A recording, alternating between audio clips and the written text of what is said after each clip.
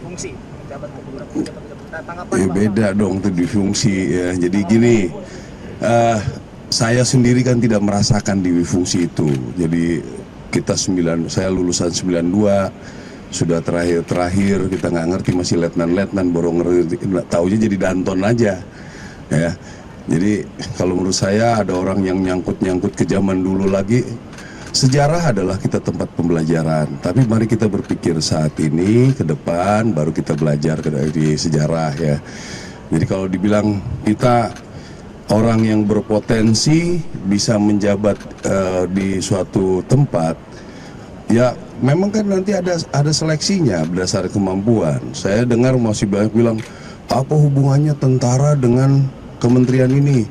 Ya kami juga punya dasar pendidikan lain ya. Saya punya background S2 saya di Amerika, Community Economic Development. Saya sudah praktekkan di dunia militer ini ya kan. Sudah membuat konsep bagaimana membuka lahan, bagaimana sistem pengairan di daerah-daerah, kami sudah lakukan karena saya punya background. Teman-teman saya juga banyak yang punya background ekonomi, background hukum, background ya kan. Jadi nggak bisa ya, maaf nih kalau bilang gini, Menteri Kesehatan apakah dokter? Kan nggak juga. Manajemen, leadership itu penting. Ini juga perlu dijelaskan pada teman-teman yang lain. Bukannya kita ingin membangun, kita doktrinnya adalah berbakti pada negara dan bangsa. Kita punya kemampuan, kan sayang.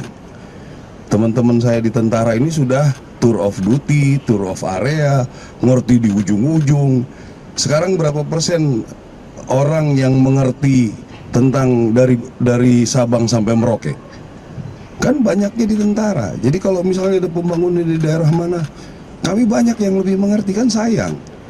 Bukan berarti kami harus tentara itu perang terus, enggak. Apalagi doktrin tentara kita ada teritorial, kita mengertilah ya. Yang mengerjakan di daerah membantu Kementerian Kesehatan kita lakukan, sudah sampai kemarin puncaknya di COVID kan. Mengenai pertanian, teman-teman dengan lihat sendiri, kita bisa membantu mengerjakan dengan fasilitas kita. Karena pengalaman-pengalaman ini kan bisa digunakan, bukannya kita mau bikin orde baru lagi. Gue mikirnya ke situ terus ya. Sekarang orang yang berpikir seperti ini, maaf ya, jangan jadi berpikir masa lalu lah. Saat ini tantangan bagaimana ke depan, belajarlah dari masa lalu, boleh ya. Tapi yang saya bilang ini generasi sekarang ini orde baru, dia sejarah aja dia taunya ya, mau menguasai kementerian segala macam. Ini ada orang punya potensi, sayang itu kalau menurut pendapat saya. Tanyanya pendapat saya kan. Nah itu pendapat saya. Nah apalagi ya udah kita siapkan. Kalau saya kan ngomong angkatan darat, kita sudah siapkan sebatas bagaimana pengamanan, karena ini berbatasan, ada dekat dengan perbatasan ke arah utara.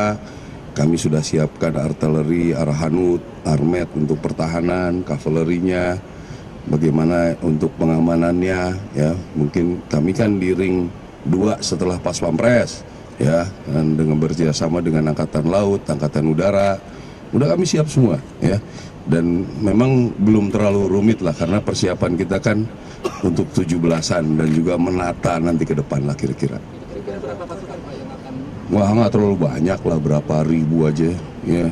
Kita ribuan nggak banyak nih, karena tentara itu ada berapa ratus ribu ya kan. Kalau hanya perlu 5.000, 6.000 itu gampang lah itu ya. Oke, apa lagi ya.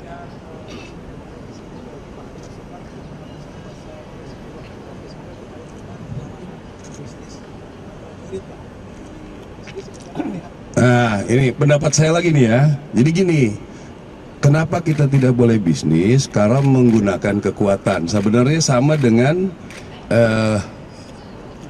pemilihan itu.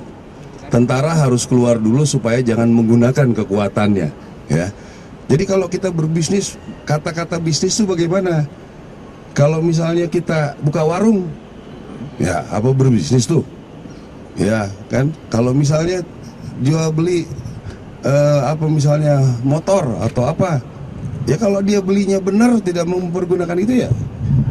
Jadi berbisnis ya bisnis, ya nggak boleh itu saya tiba-tiba ngambil alih menggunakan kekuatan. Nah itu nggak boleh, dan itu juga saya kira dengan zaman demokrasi sekarang ini udah nggak ada lagi lah ya mempergunakan kekuatan. Sekarang tentara takut sama media kok, takut sama TikTok ya kan ya, ngeri itu, tentara udah dilatih tembak-tembakan juga sama TikTok, takut sekarang ini ya. Itu kenyataan yang terjadi ya. Jadi nggak usah lah terlalu berpikir kemana-mana, silakan cek potensinya bagaimana ya, kualitas background pendidikannya bagaimana, kenapa bisa masuk, itu silakan dicek gitu ya. Jadi nggak ada masalah mau bisnis. Emang kalau saya mau jualan apa gitu jadi agen yang legal ya, kenapa nggak boleh? Karena batasan bisnisnya kan susah nih ya. Masa kalau misalnya sampingan kita terus jualan rokok karena memang kurang uang, kan halal, kan di luar jam kerja. Kecuali kalau media masuk harus beli rokok saya, nah itu nggak boleh tuh ya kan, gitu ya kan. Nggak usah terlalu diiniin lah, udah. Nggak, kita ini kan semakin baik hukumnya ya, semakin baik semua hukumnya, nggak bisa lagi sewenang-wenang boro-boro ini ya. Kan tahu sendiri rekan-rekan media, kasus-kasus 10 tahun aja bisa terungkap lagi ya. Gue pikir saya berani jadi kasat, makin penakut sekarang ini jadi kasat ya. Saya pikir dulu udah paling hebat tuh kasat, bisa segala macam. Di jalan aja malah saya marahin supir, hati-hati, jadi gitu terus tuh. Tanya supir saya tuh ya, sama radio ini tukang motor, motor kamu jangan ngeok-ngeok terlalu kenceng, karena udah nggak enak, udah lain zamannya ya, sudah lain. Tolong sampaikanlah teman-teman, udah lain, orde baru ya, terlalu jauh gitu loh. Ini yang generasi sekarang boro-boro tahu orde baru, bapaknya mereka aja mungkin banyak yang lahir sesudah orde baru nih, bapaknya mereka ini ya. Kan ada, masih ada Liting berapa nih yang paling muda ini, ada Liting 98, udah nggak ada orde baru, udah punya anaknya, udah pajak, masih juga ngomong orde baru ya. Gitu kira-kira ya. Terima kasih Bapak. Nggak apa-apa, belajar sejarah bagus ya, saya juga dukung lah ya.